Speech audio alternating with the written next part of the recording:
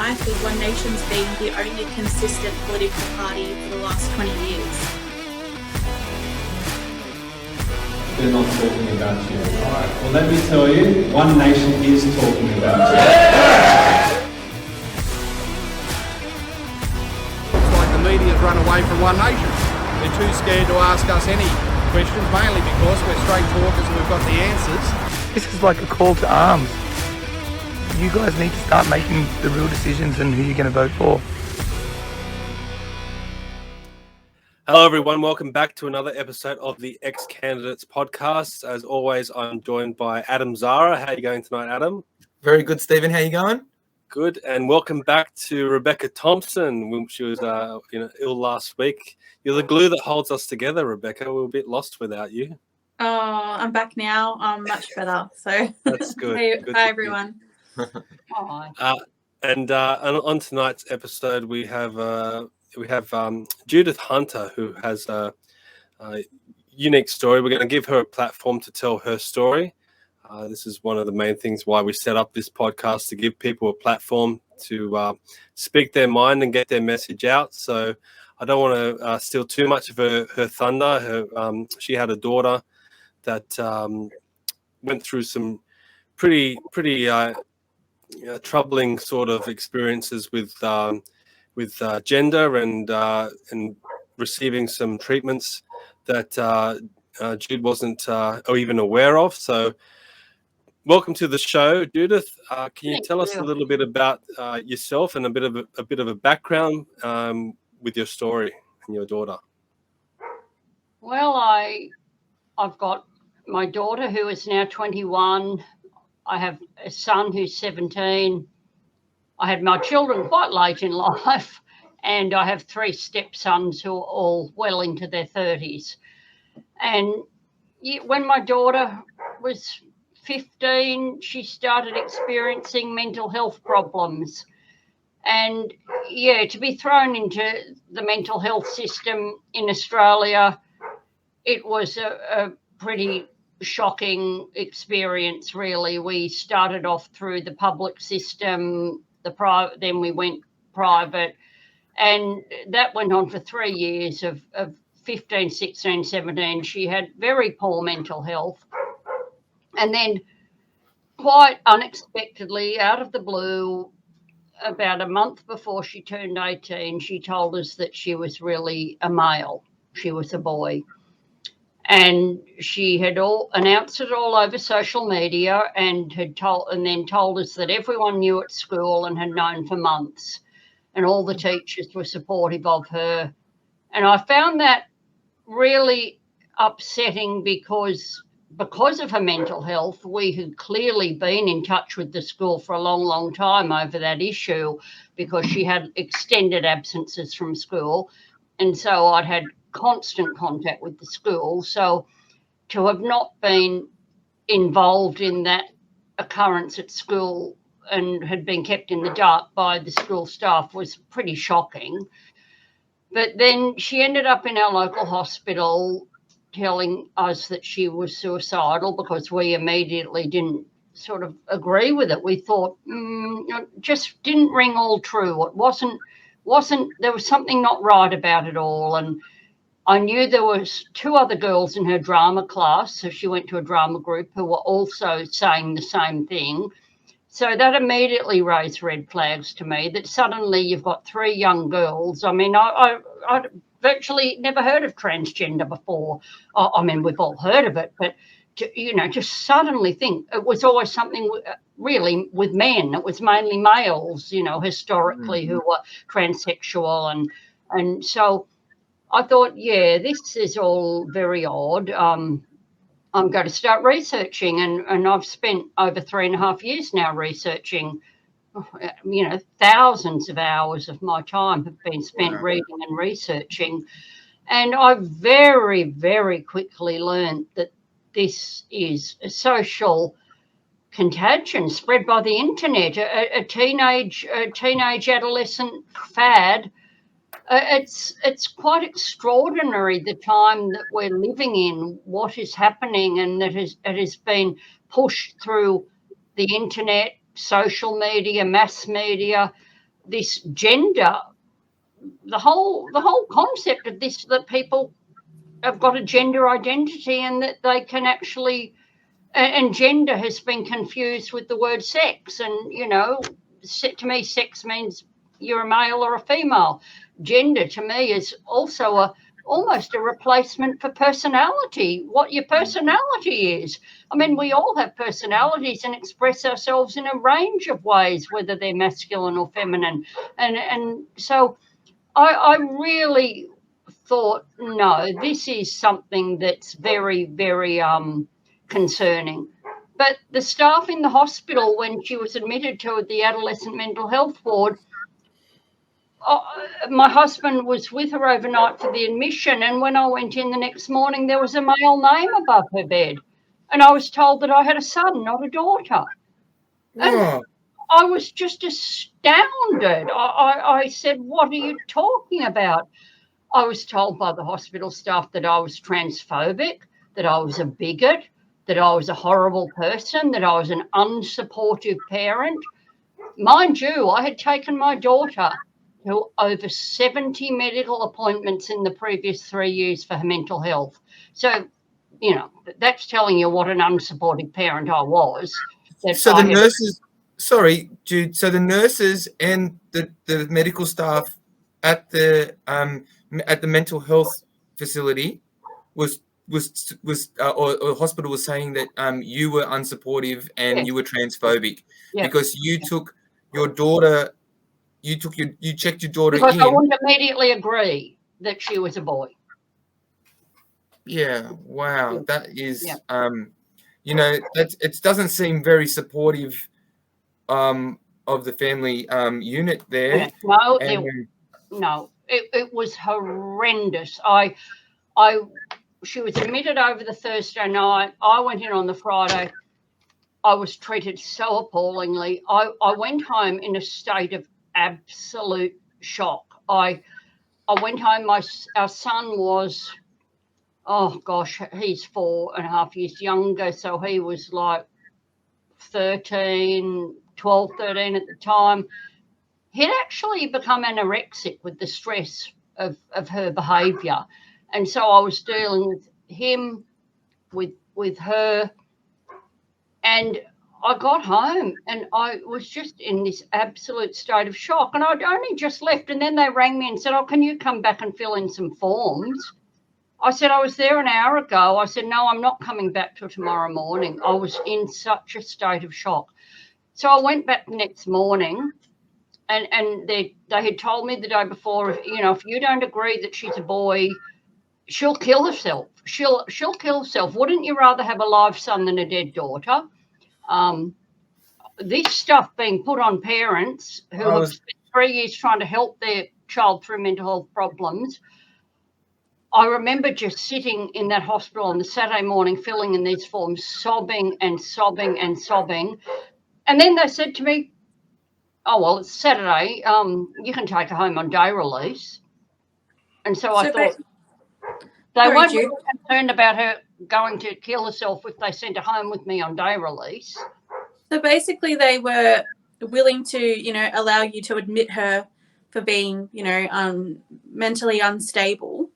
But then in the same instance, they're happy to accept her making a decision then and there in a mental health facility to state that she's no longer a female.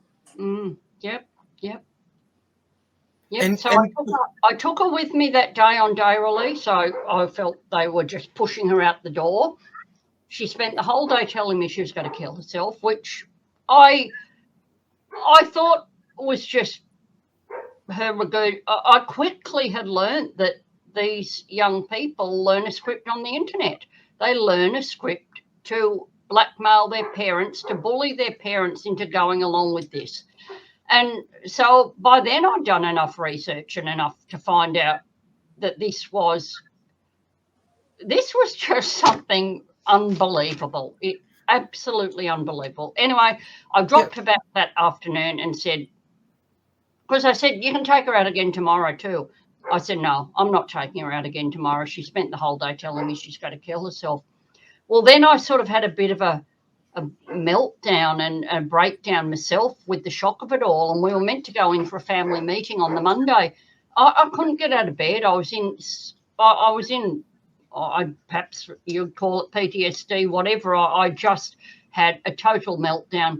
So my husband went along with one of my stepsons who was, he was in his 30s, and he went to this meeting with my husband, and they just bullied them.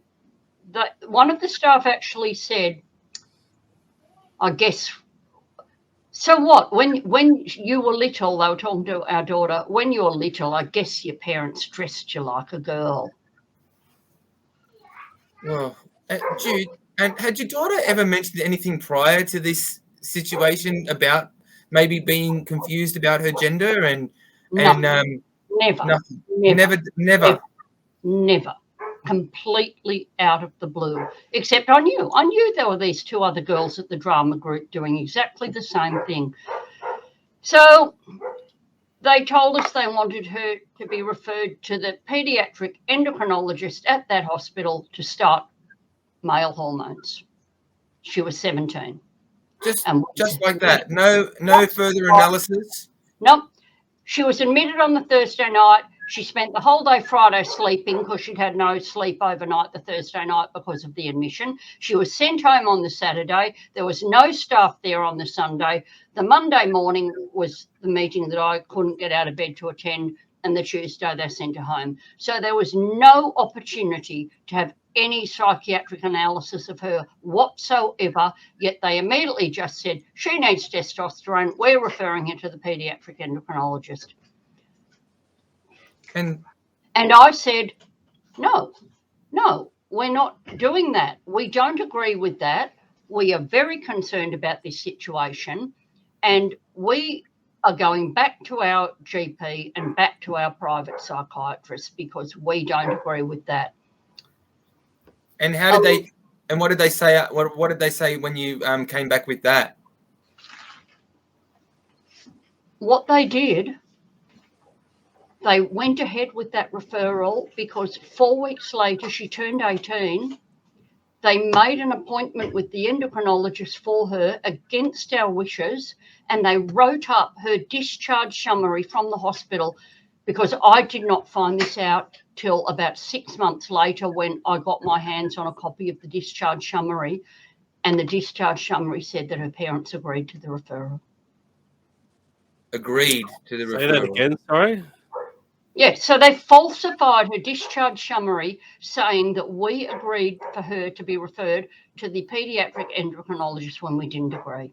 We were so vocally against it, and they falsified the discharge summary and said that we agreed and we didn't. So she was under 18 at this time? She was 17. So she was a minor.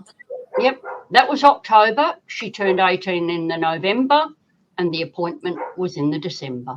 So by the time she attended the appointment in the December, she was 18. So we couldn't stop it then. But the fact that they falsified the record, so she went to an appointment in the December without our knowledge. We didn't know she was going to it. I had a phone call because she was actually back in a mental health hospital at the time, and she discharged herself from the mental health hospital, went to the appointment in the December. Then they had a second appointment in March of the following year, and it was at that appointment in the March. And I found all this out much later. It was at the second appointment that they prescribed her testosterone. 2 appointments. How much? 1 hour appointment, she'd been there. The next appointment, they wrote a script for the testosterone in the March. By then, she had moved out of home, dropped out of school, moved out of home, didn't finish school.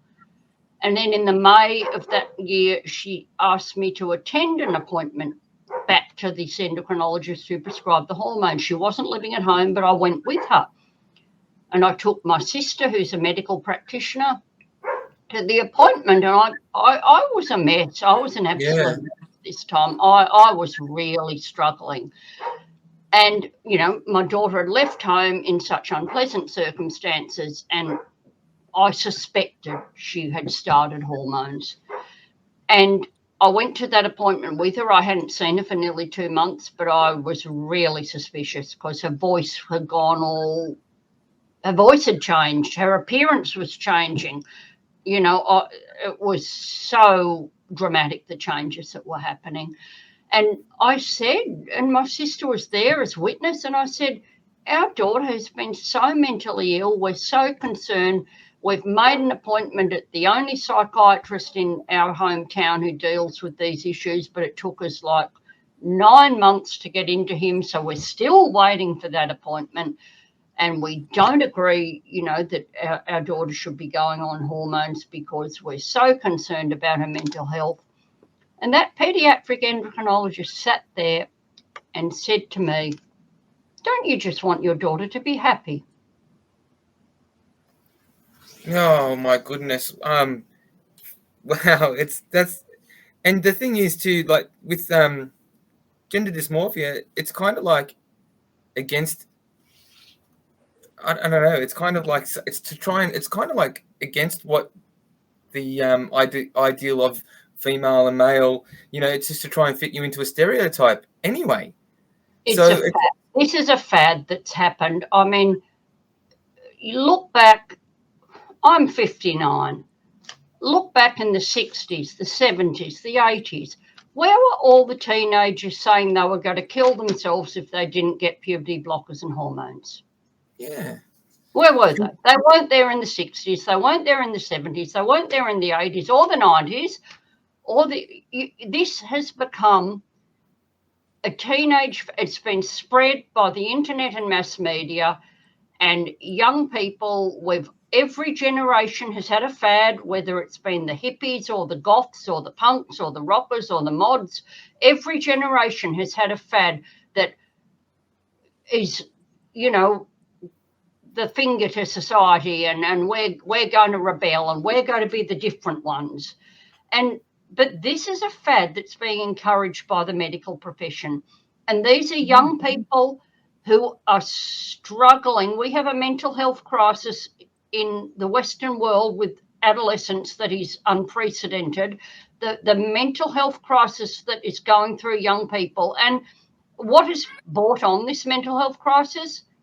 The introduction of the internet and social media and the sort of things that young people are being introduced to far too young. They're not emotionally mature enough to have these adult concepts introduced to them, and the constant pressures of the internet and these unrealistic expectations of male and female that are being put on young people are just bizarre. I mean, you look back and think of the 70s and the 80s. We had the likes of, you know, David Bowie and Boy George and Prince and Annie Lennox and all the gender-bending people, but they weren't told they weren't being made to say they were actually the opposite sex. No, and they weren't.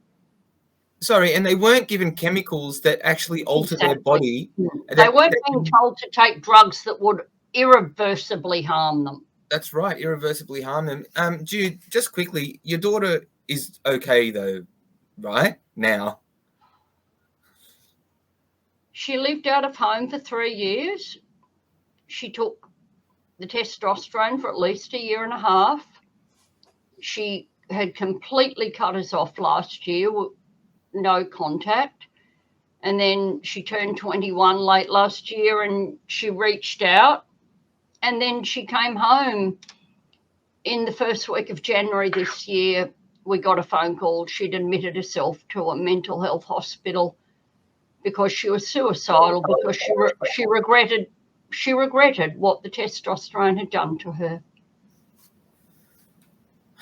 The testosterone very, very quickly makes irreversible changes to a female body. Initially, the first thing is a deep voice. Very quickly, their hair, male pattern baldness, receding hairline, significant changes to body shape. The distribution of fat in the body changes extremely quickly. The uterus atrophies and dries up very quickly. A lot of these young women who've done this are forced to have hysterectomies because of the atrophy of the uterus. There's other things I won't even mention, but the changes are so significant. We fought tooth and nail to stop her having her breast cut off. We have organisations here in Australia like Trans Hub and ACON that are actively encouraging these young girls to go and have double mastectomies, telling them that a double mastectomy is nothing like a double mastectomy for cancer. No, they call it chest surgery now. Chest surgery isn't anything like having a double mastectomy for cancer. I mean, the lies being told to these young people, go and get your breast cut off, that'll solve all your problems.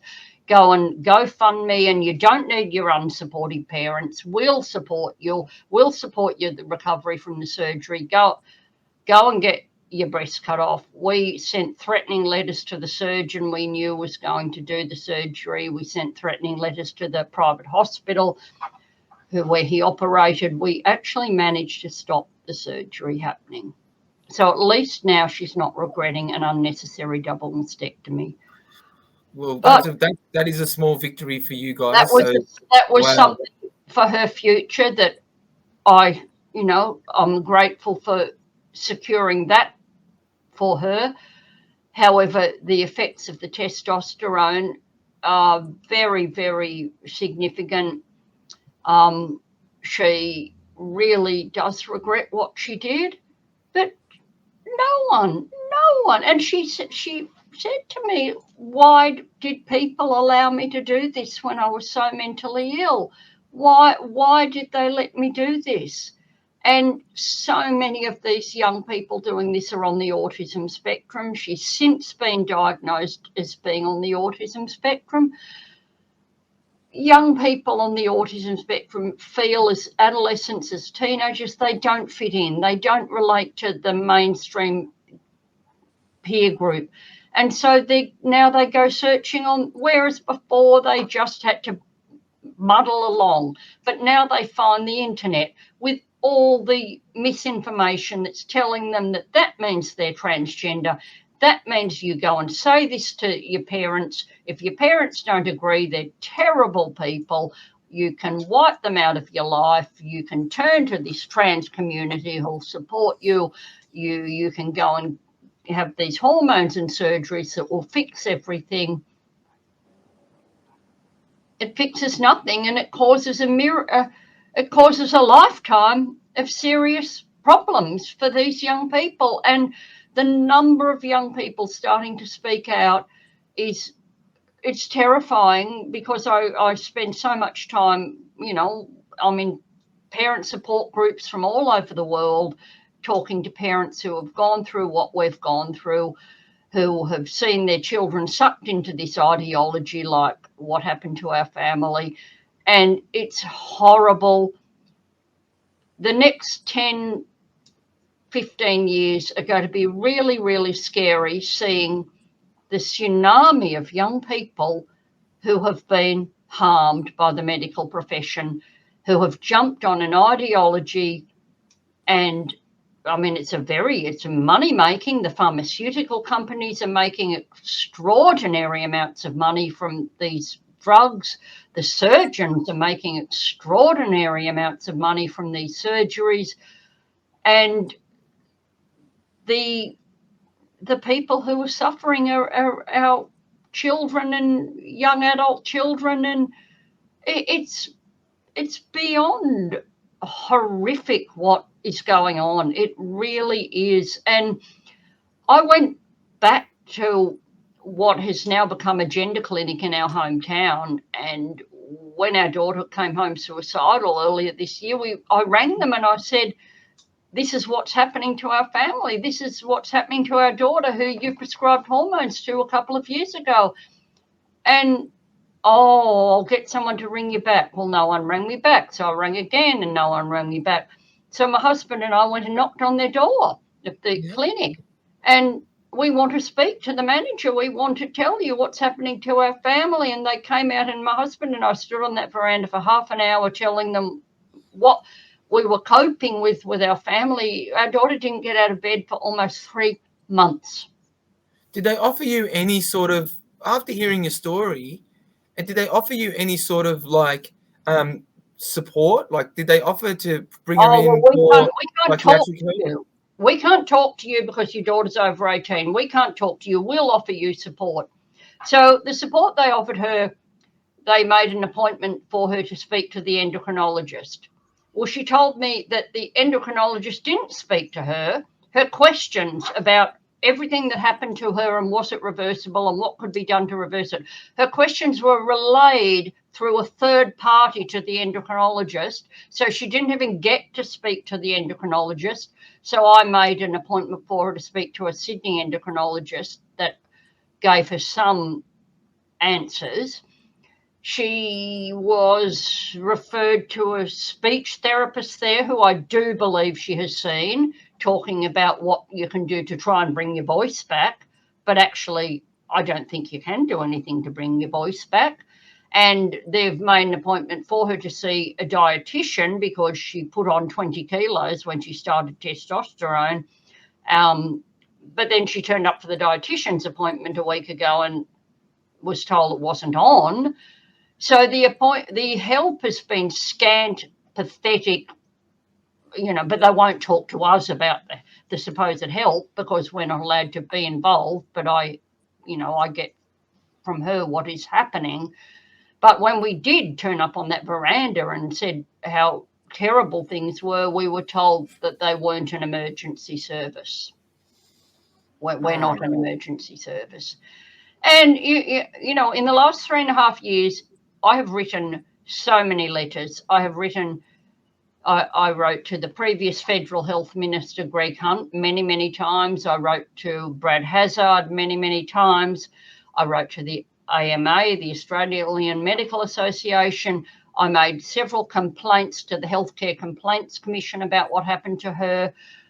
My complaints were dismissed, and the complaint I made about the falsification of her discharge summary, where they said we agreed and we didn't agree, the result of that complaint was that they said there was an apparent agreement. And my husband rang them and said, how can you say there was an apparent agreement when we didn't agree? And the woman he spoke to said, this case is closed, and hung up on my husband. Wow, I think you can take that. I think you can take that further. I mean, it's not going to. I went to the ombudsman. I said, I want the record changed. I want the record put straight that we didn't agree. And the ombudsman said, this isn't my jurisdiction. Wow, because I've been through some. Brick wall. Yeah, I've been through medical records in when I actually had to go through a family law court, and I went through subpoenaed medical records, and they take minutes. So if you were quite verbal and quite angry, which you were saying, polite but angry, like saying, well, no, I don't agree with this, I don't want this to happen, they would normally make clinical notes on that. And they didn't make any clinical notes regarding, because now you've seen all the reports. Have you seen the medical records as well from the hospital? Yep. So it's like a blatant lie, like they've just outright lied. Yep. Lied. A lie. And when you live what I've lived through for the last 3.5 years, you get to points where you can't write another letter, you can't do any more. You're exhausted, you're emotionally drained. I run a business. We've got 40 employees in our business. I have my elderly parents. My mother just died. My father, I've dealt with the whole packing up of my parents' house in the last few years. We had our son who was struggling because of all this. My parents-in-law have both died in this period of time as well. We have just been through so much. And, I wrote to Brad Hazzard in May of this year and said, this is what has happened to my family. Can we meet with you? No, dismissed me again. Didn't want to know. Referred me back to the hospital that lied about us and kept reciting the Australian guidelines for transgender healthcare that have come out of the Royal Children's Hospital in Victoria, which we know is the big trans hub run by Dr. Michelle Telfer, who is happily transing children one after the other. And well, these are the guidelines. Well, why keep referring me to guidelines that you're saying that this hospital used, but they harm my daughter? These guidelines harm my daughter. So why do you keep referring me and saying that this is all what it's all about? So I have just contacted the new Federal Health Minister this week. I've written to him. I'm waiting for an answer from him, from Mark Butler. And with the announcement of what's happened in the UK with the closure of the Tavistock, with Sweden, with Finland, apparently Belgium's now just announced that they're calling for caution. What's happening in Florida, in the UK. So all these places are saying, whoa, what are we doing to these young people? And we've got our health ministers in Tasmania, in Queensland, in Victoria, sticking their fingers in their ears and going, la, la, la, la, la, we don't want to hear any of that. We're helping young people. And no, you're not helping young people by giving them irreversible hormones and irreversible surgeries. Have you had any help along the way? Has anyone kind of that you've reached out to been any benefit to you at all that's tried to help you along the way? I have connected with parents from around the world, and that's been really, really helpful. I've got to know some other mums in Australia, and we get in touch with each other, and just for emotional support. I mean, you need emotional support going through this sort of thing, and the stories of those other families that I know in Australia are as horrible as our story. They're shocking stories. But there's an international organisation that's come out of Ireland called GenSpect, and GenSpect is an organisation that is like being a voice for parents like us who want to speak out and want to raise awareness of the harms that are happening to our children. And so the formation of GenSpect, but it's an international organisation. I'm part of it, but I find it so frustrating, because I feel, while you can see these positive changes happening in UK, Sweden, Finland, we really, just seem to be stuck in this rut here in Australia that people don't want to acknowledge the reality of the harm that's happening to our kids. I mean, our own local newspaper today had the most vile article written by a journalist who clearly knows nothing.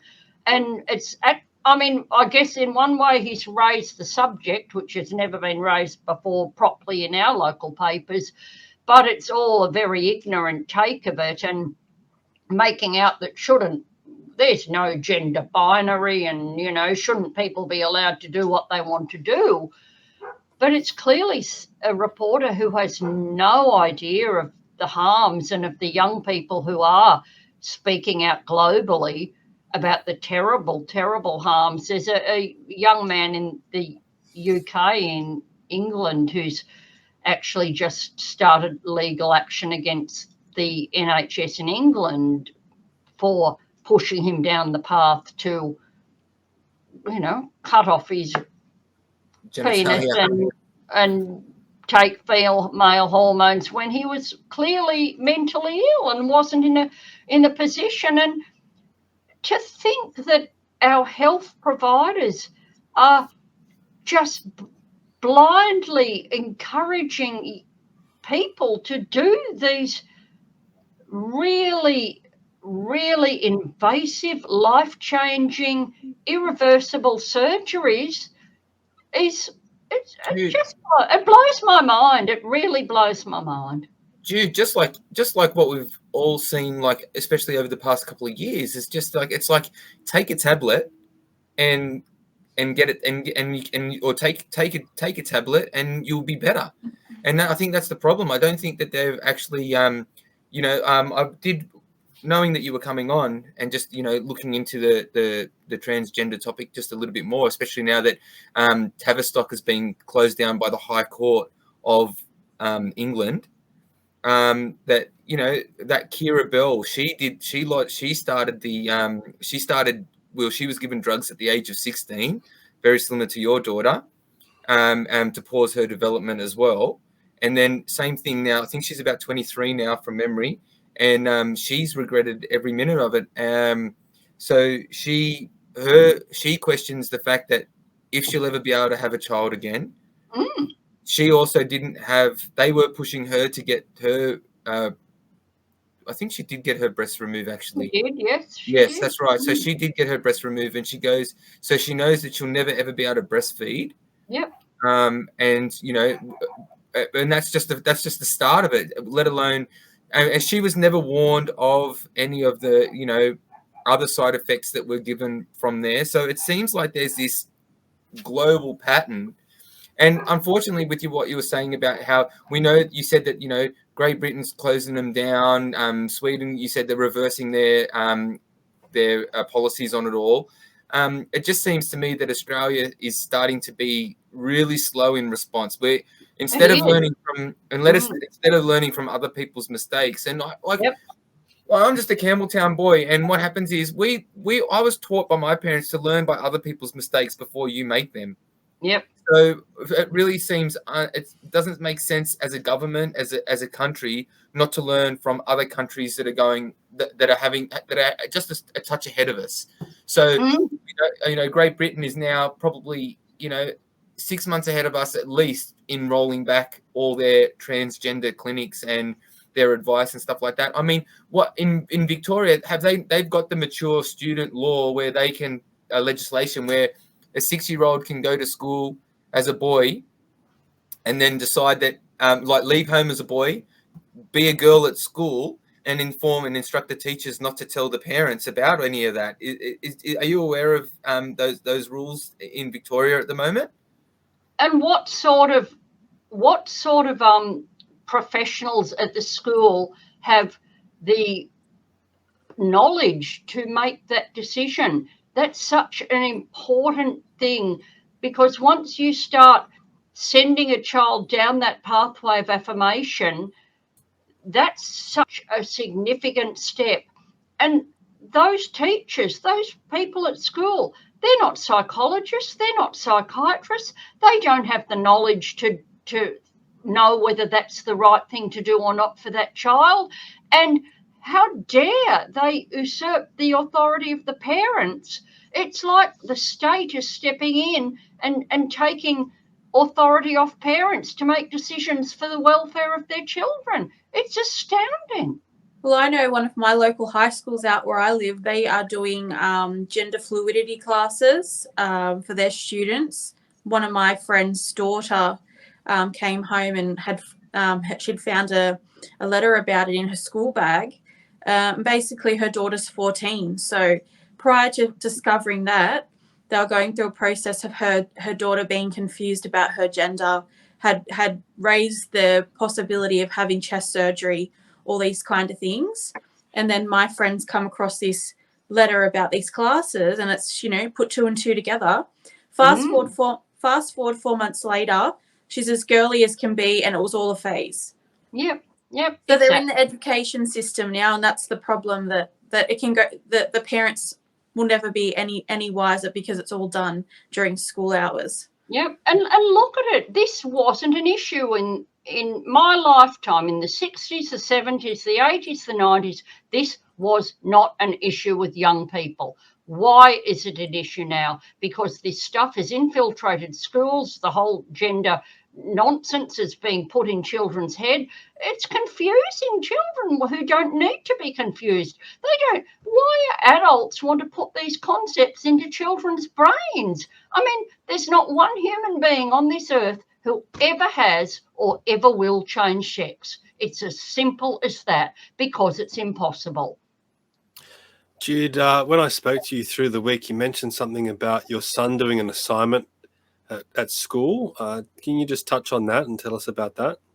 That was in the first COVID lockdown. So he was in year 9 at that point of time, and he was being, having to do his schoolwork at home as the schools were closed. And he came, and because of what we've been through, he came to me, "Oh, Mum, look at this assignment." It was about a 10-page assignment, all about gender ideology. The genderbread person was there, the hot picture of the genderbread person. What is transgender? What is pansexual? It was absolutely atrocious. And I knew that stuff is not meant to be taught in New South Wales schools. So I got in touch with the journalist that had been reporting on all this transgender stuff in the Australian, and he was the one who put me on to Mark Latham, and Mark raised it in Parliament that this was not meant to be taught in schools. I contacted the school myself. I said, I told them what our family has been through. I said, this is absolutely harmful. Our daughter has been harmed by this stuff. I don't want my son exposed to this stuff. It's upsetting for him to even see this stuff at school. He comes to school to get away from this stuff, not to have this stuff put in his face. Oh, I got an apology. Oh, we thought this, because my son is at an academically selective New South Wales public school, and we thought the students here had been mature enough to deal with this. And I said, well, you don't know the history of any of your students' psychology, or whether they're on the autism spectrum, the sort of kids who do seem to get pulled into this. And so I said, you're making a judgment that you can't even hold up, and so, but also that you're not meant to be teaching it. And so there was that one. There was they just started a GSA club, a Gender Sexuality Alliance club at lunchtime. Everyone invited to attend, and without even asking parents, were they okay for their children to attend these? We're going to have some gay trivia or some sort of, trans gay trivia at lunchtime, and everyone from year 7 to year 12. So you're looking at a cohort of 11-year-olds to 18-year-olds all being in the same place. That shouldn't happen. I mean, 11-year-olds and 18-year-olds are vastly different, and they shouldn't be assuming that anyone is one.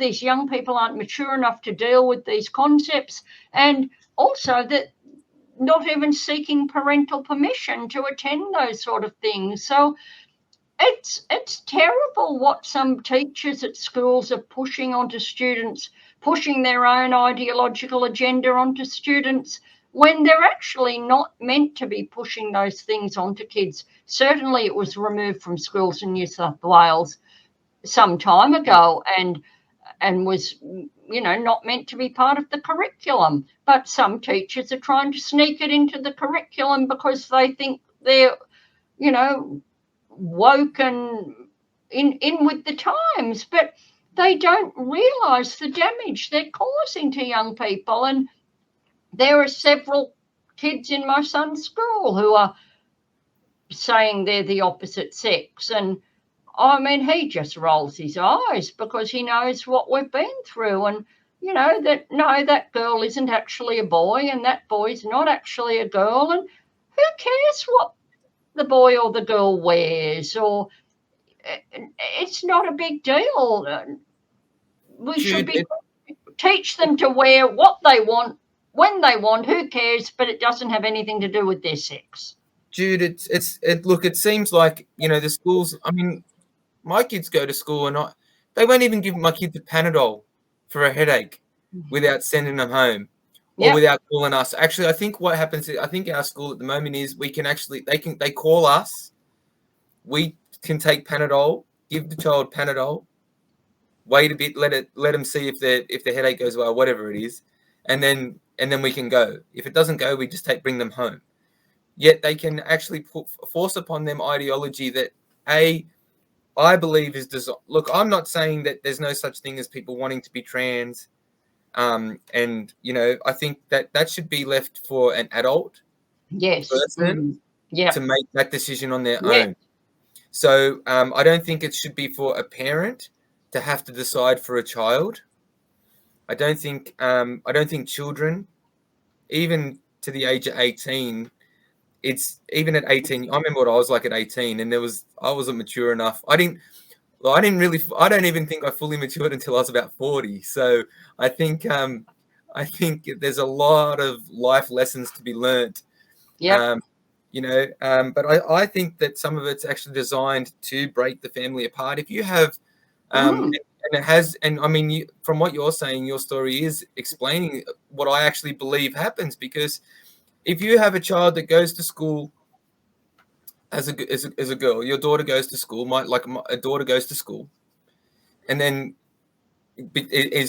plays the boy role, and then has to come home and then play the girl role.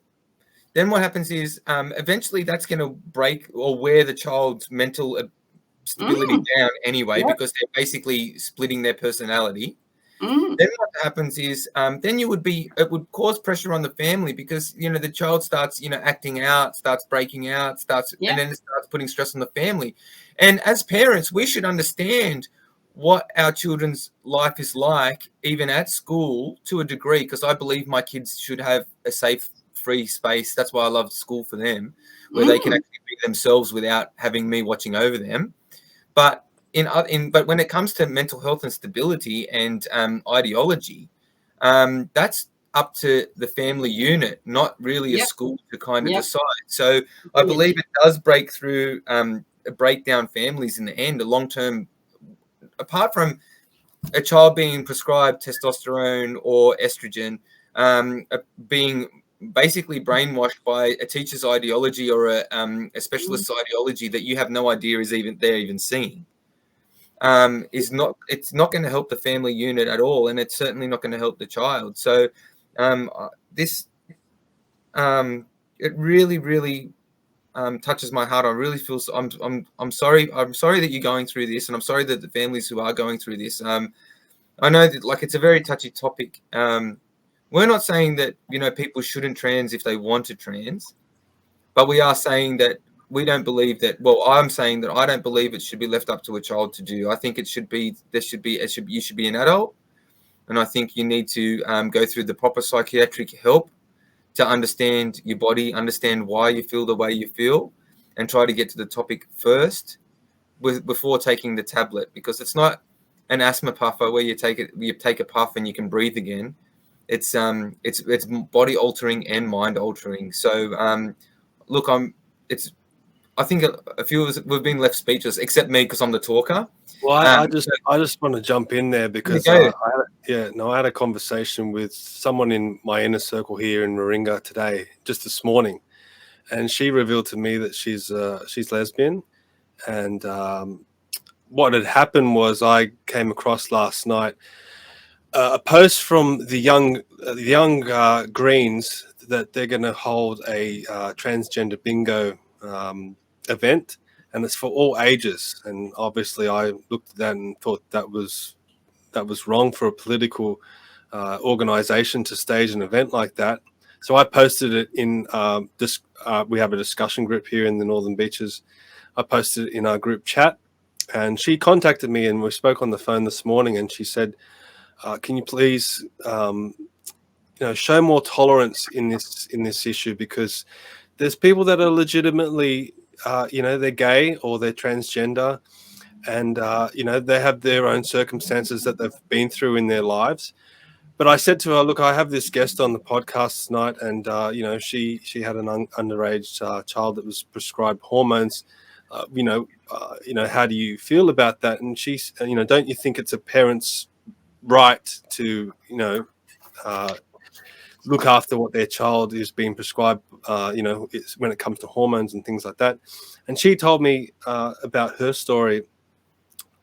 She said her father abused her as a child, and her mother and her father didn't agree with her being, didn't agree with her sexual choice. So she made the point that in that circumstance, coming from a parents that were abusive to her, it should have been her choice. So we do really need to take that into account, that every situation is an individual situation.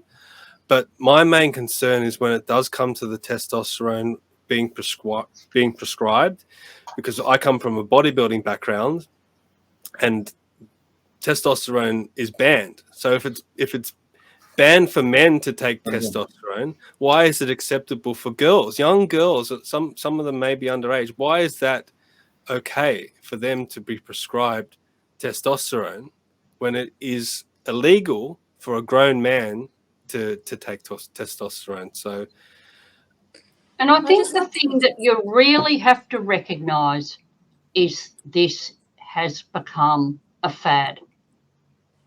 And I know that might be a tough word or a social contagion or whatever you want to call it, but why aren't we looking at why has there been over a 4,000% increase in young girls? And there's also a lot of young men being harmed too. But why aren't we looking? If there was any other medical condition that had a 4,000% increase in people presenting with that condition, wouldn't doctors be saying, oh my God, what is behind this? What is going on? Why do we have so many more people suddenly with diabetes or with this condition or that condition?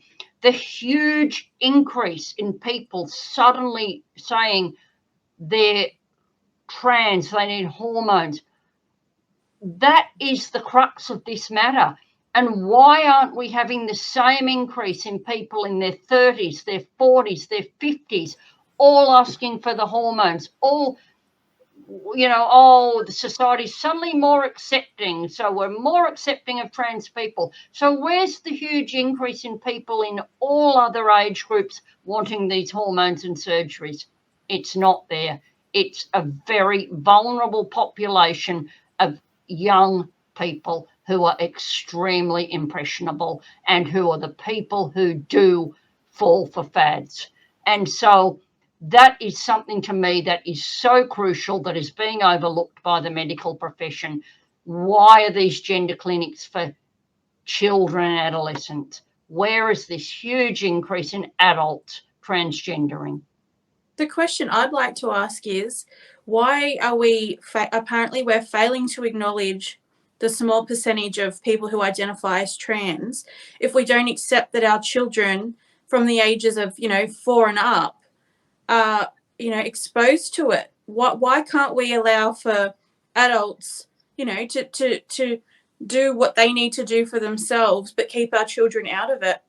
I refer to a comment you made earlier, Jude, about certain parts of the transgender being removed from the school curriculum. Unfortunately, that's not the case. When I was a candidate for One Nation, I had somebody come to me, a teacher who was head of curriculum for her school, where a new section of the curriculum had been added, and it was her job to review it. It was under the guise of child protection, where children grade 4 were being taught about oral sex. Now, if she hadn't been there to intercept that, that would have gone to the classroom. Thankfully, a lot of the teachers came forward and brought it to her attention to say, we're not comfortable teaching this. But it's more than just, it's apparent it's more than just transgender. There's so many branches coming off of this thing where it's sexualizing our children. I mean, there's a local bookstore near me during Pride Week. We had books that were for children as young as 3 years old, talking about, being transgender or, identifying this, identifying that.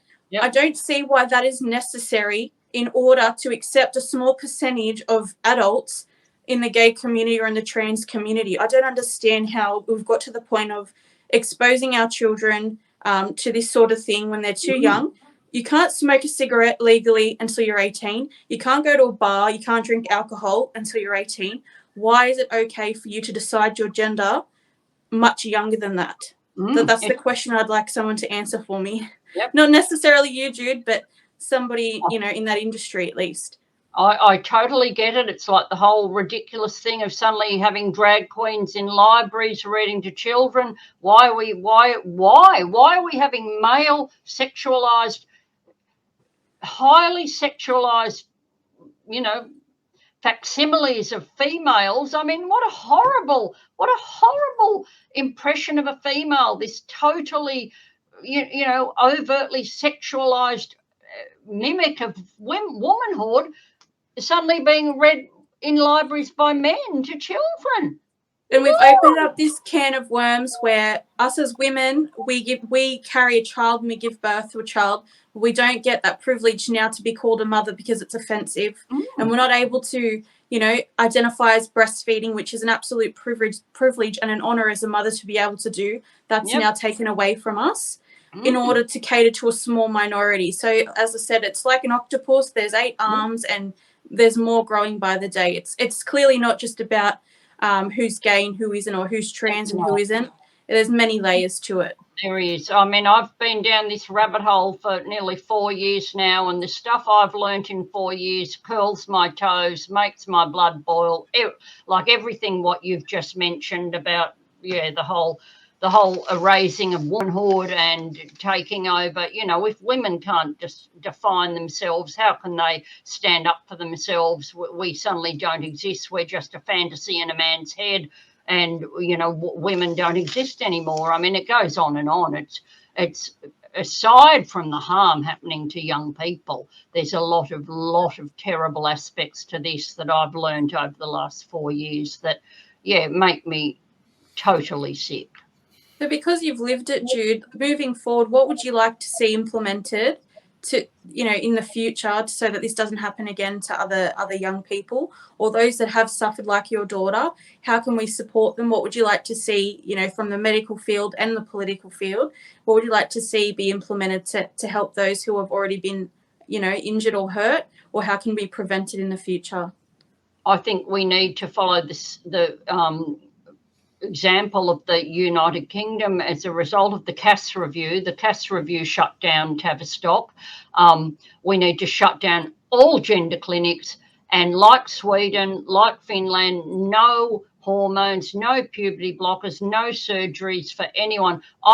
I mean, they're saying under 18, and I think it should be under 25, because the prefrontal cortex of the brain, the decision-making centre of the brain, doesn't fully develop till age 25. We all know how silly. Why do car insurance companies make your insurance higher up till age 25? They know jolly well of how silly people are up to age 25, and that they don't make good decisions. And these are decisions that are irreversible, that affect being able to have a child, to being able to be a functioning adult in a sexual way.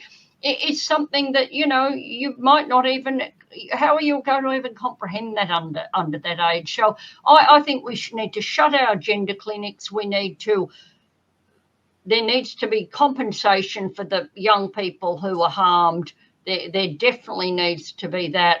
And how did we ever get to this place where we're indoctrinating and teaching extremely young children concepts that we need to get kids back to kiddie play, kid fun. Look at the mental health of our teenagers. Why is the mental health of our teenagers so poor? Because they've been introduced to concepts that they can't possibly understand. And there's a lot involved in this, but most definitely we need to get those gender clinics shut, because we need to stop this irreversible harm to young people. Jude, can I just, yep. Sorry. No, you're right, mate. Can I just take you back to something that you said quite early in this podcast, where you mentioned that your daughter was almost reciting a script that she got off the internet. Did you ever find where that script came from? Or transgender, it's everywhere. Once you start going down that rabbit hole of looking up stuff, and there's YouTube videos, there's TikTok videos, there's people telling them what to say, how to say it, what to do to get the hormones, to say you're suicidal, to hold people over a barrel. And once you start talking to other parents who are going through what we went through, that's when you realise this story is repeated over and over and over and over again. And just to be clear, these websites are kind of instructing the kids to use these tactics against their own parents. Yep. Call the police on your parents. We had that happen to us. And I know many other parents who've had the police called on them. The police came to our house. The police were ringing me constantly, telling me that I had done all these terrible things to my daughter that were all made up. They didn't even come and ask us. Not once did the police ask us for our side of the story. We've been to hell and back. But I know many other parents in Australia who've had the police called on them by their kids and put through what we went through. The trans handbook is pretty damn terrifying what they are teaching kids to do. And it's the destruction of the family unit. Well, Jude, I did a bit of research as well. I did a bit of research this week, for this topic, and I was on the computer for probably only about an hour, and I had more information available to me than, funnily enough, I had more information given to me readily off the internet for transgender than I did for how Australian Parliament House works. So, some things you can just readily access on the computer, and then some things you probably can't. Actually, I should probably do a search for Jesus Christ and Christianity, because I'd like to see how much information that's actually blocked. You won't find anything. No, they're probably not. But I did come across a peer-reviewed paper, and I'm sure you touched on something before, the peer-reviewed paper is called the Gender Affirmation Treatment Model for Youth with Gender Dysphoria, a Medical Advance or a Dangerous Medicine.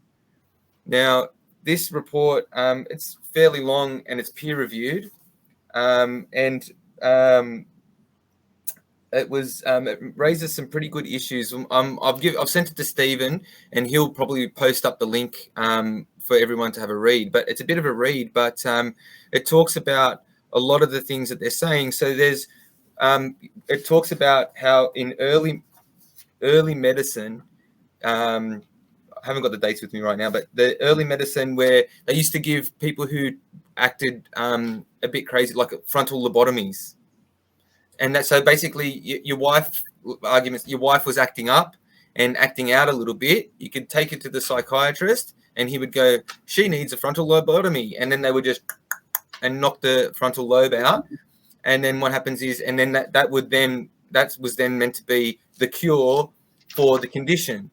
They also talked about giving malaria to that's it there in the links, that the first highlighted one, I believe. And then what happens is then they were talking about introducing malaria for people who had a certain syphilis. So people who were mischievous, or whatever the word you want to use. And then what happens is, and then they would get syphilis instead of having, we didn't have antibiotics introduced then. So one doctor, he walked the gauntlet of introducing malaria. So he's cooking people to try and burn the infection out of them. And then people look back on it now and go, wow, that was like really bad mistreatment, this, that, and the other. So what happens is this report actually goes through and talks about what's going to happen in 30 years' time when we look back at this gender dysmorphia, dysphoria.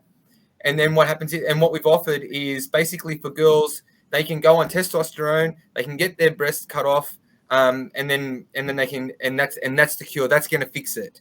When they haven't actually introduced or haven't even looked at the serious issue behind it. Kira Bell, she quote, "They didn't explore any of my background mental health. It seemed they just wanted to appease me using my chosen male name Quincy and affirming me as a boy," unquote. So they didn't go into any of her mental history. No. They didn't do anything for her to help her. There was no talking therapy. It's like, here's your tablets, here's the breast surgery, and that's going to make you better. So, you know, and look, I'm just going through the paperwork. I mean, there was so much information there about, you know, there was another story in here. I'm not going to go too much into it, but the woman, not the woman, the person was actually quite, I don't know, sexually active, you know what I mean? So what they did is they actually removed organs that make that kind of thing pleasurable, so that what happens is so she wouldn't want to do it in the future. She had to go through 2 of those surgeries, right? Because the first one wasn't quite effective. She was still quite, you know. So what happens is that's why this was such an important piece. I really found a bit of comfort in it to see that there are people out there talking about it. And is it a medical advance or is it dangerous medicine? And personally, I'm feeling like, especially in children, it's dangerous medicine. You know, and even with Jenner, not Chris Jenner, what's the other guy? What was his name? Bruce? Is it Bruce Jenner? Bruce, who became Caitlin. Yeah, that's the one, right? So like even that shocked me, because that instance where, and look, he was a grown adult, and he rightfully can make his own decisions. He's got the money and can have it, right? But now I'm kind of looking at it, and was he paid to do it? Was he paid to make such a big scene of it? Did he actually do it? He need the attention, because all the attention was going to the women in the family. So that was, you know, what was the motive behind that? Because Keeping Up with the Kardashians was a very popular, very mainstream show. And I'm guilty. I had a look at it. I used to laugh at it a little bit, and, you know, why not, to see how the other half live? I mean, you know, we all aspire to it in some way or another, to live like the way they live. And when he came back as he was a he, and then he came back as a she, you know, professional sportsman, fair enough. As I said, adult, made his own decision and did it. But then you wonder why it was so publicized and the way it was all done. And now you kind of, when you go in the rabbit hole, it makes you feel like, you know, was there another motive behind that? Or was he really that? Or, you know, could he have spoken about it, you know, or did he get the right help? And there's a lot of money behind it. There's a lot of money. There's some very, very rich people who've pushed this around the world. Yeah. It's very interesting. Go and read the 11th Hour blog by Jennifer Biel, Biel, but the 11th Hour blog, and she has done some incredible research into the money behind this push to push transgenderism around the world, and it's actually pretty scary. This hasn't happened. This hasn't come from a downtrodden minority of people. This has been a top-down push around the world by some billionaires, several of who are men who are claiming they're women. So, yeah, and they're men who got married, had families, and then quite later in life decided they were going to become women.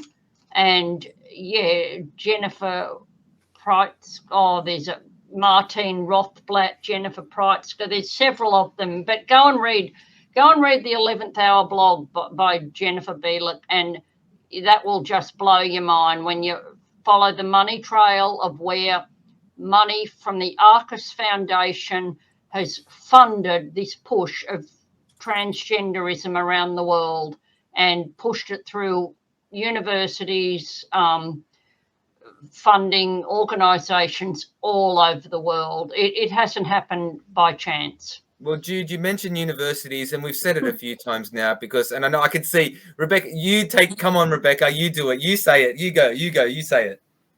Oh, just that we had a conference we attended a couple of weeks ago, and I was just blown away. It was in the University of Technology, Sydney, so one of the biggest, you know, establishments for our youth. And we walked into the entrance, and I was just blown away. You had the Aboriginal flag, the Torres Strait Islander flag, you have the Rainbow Pride flag, and then you had a pink and blue and white flag, which I'd never seen before. So a quick Google search showed me that it's the trans pride flag. So they were the centerpiece at the entrance of the university. So there was no Australian flag, but the fact that they were so highly promoting this trans pride, gay pride in the university, as well as having gender neutral bathrooms. just something that was very confronting for me, because obviously you know it's happening, but when you're in an establishment like that and it's right there in your face, especially for people that are young and confused already and full of hormones, like at that age, we don't know what's going on. Yeah, it really just blew my mind. Yeah, no, it's sad, but I guess I believe that what will stop this, will be a tsunami of lawsuits, because the people, if you're in the groups I'm in, you'll start. I've heard of so many stories of regret, and there's more and more young people, and some of them not so young. I mean, I don't know if you ever saw Matt Walsh's show, What is a Woman? Have a look at that one. So he's from the US, and while he is very religious, but the show is all about this whole, trans thing, what is a woman? And that's a very interesting show. But there's a fellow on that, a fellow who started life as a woman, Kelly, who became Scott Nugent, and Scott speaks on this documentary that Matt Walsh made. And Scott is speaking up, trying to stop the harm happening to young people because of the terrible experience that he had being pressured to transition and go through a phalloplasty surgery, and he nearly died, and just the whole wild west of transgender medicine, where the surgeons are doing these surgeries that apparently the phalloplasty has some enormous failure rate and is so harmful. So many of them end up with bags, and their urinary systems don't work properly anymore, and they take massive bits of skin off their arm or their thigh to form what they're pretending is a penis. And shocking, Scott's story. I mean, when you hear that story, you just want to cry. But more and more adults and people who have been harmed like that are speaking out and are saying that this is just butchery and this is harming people, and we should not be doing this to people. Yeah, and they're adults saying that. They're not children. These are adults who can see how harmful this has been to them. Well, you're right, Jude. Like, we rely on doctors and psychiatrists and psychologists to protect us and to heal us. And what happens is when we're vulnerable and we're going through issues. So it would be almost like me as an adult male right now. If I went to the doctor and said, you know what, I'm a woman, he'd go, yeah, no worries. Here's your estrogen tablets. We'll book you in to see a plastic surgery. We'll get some boobs put on you. And then what happens is, and then that'll make your life better. Yep. So what I'm starting to realize and learn, especially from your story, from what I heard about Kira Bell, that's the Tavistock young person in the UK, is that it makes you wonder, are the kids actually choosing it, or are they like being indoctrinated? Are they choosing to trans? Is it internally from them and they think it's best for them, or is it being pushed upon them and then they've normalized it to make them feel that this is what I should do? Are they being pressured into doing it? That's, these questions are raised. It blows my mind. I've got 3 young girls in my family, and I've got a 15-year-old, I've got an 11-year-old, and I've got a 2-year-old. And without going into too much detail, the 15-year-old, like when she was a year ago or 2, they ask you questions, and they say, I wonder if, and we just, and as a family, we talk about it. Look, and we say, if you think that you might like another girl, that's okay. Yep. But don't make it hard and fast decision on it. Just relax, just see where it goes, and then let's see what happens in the future. 3 months later, comes home. Guess what, Dad? I've got a boyfriend. And the kid, kids boyfriends at school's a little bit at that age is a little not a boyfriend. How they are, but they hold hands or maybe sneak a little peck on a cheek or something like that, and that's really about it. All it is. Well, that's what I hope it all is. But what I'm saying is so it is true that at this age group, I remember being a teenager as well, many moons ago. You're just in this wild ball of hormones and emotions. You just as quickly throw your auto bin across the street as you would go and give your mum a hug and a kiss and say I love you. So I don't understand. That how the doctors, how the medical association, how psychologists, how any of these people who are meant to be qualified, meant to be protecting us, meant to help us and guide us and make us better, can just turn around and go, here's a tablet, here's a surgery, let's go. Why not?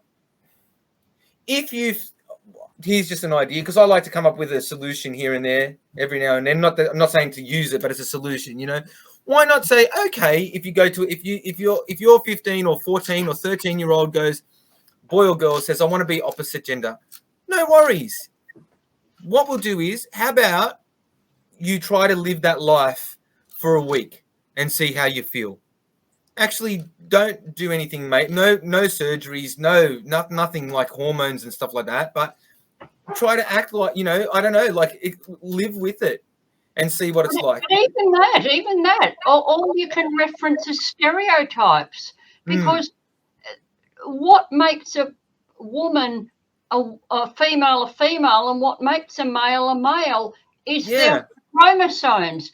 That is what you're born with, your chromosomes. So you start saying live like a male, live like a female, you're only referencing stereotypes. Yeah. You really are. And so why our biology is not defined by stereotypes, and we shouldn't be teaching children that stereotypes are what we need to. We don't need to be in boxes. Be whatever sort of female you want to be. Be whatever sort of boy or girl you want to be. If the boy wants to pick the fairy dress out of the costume box, who cares?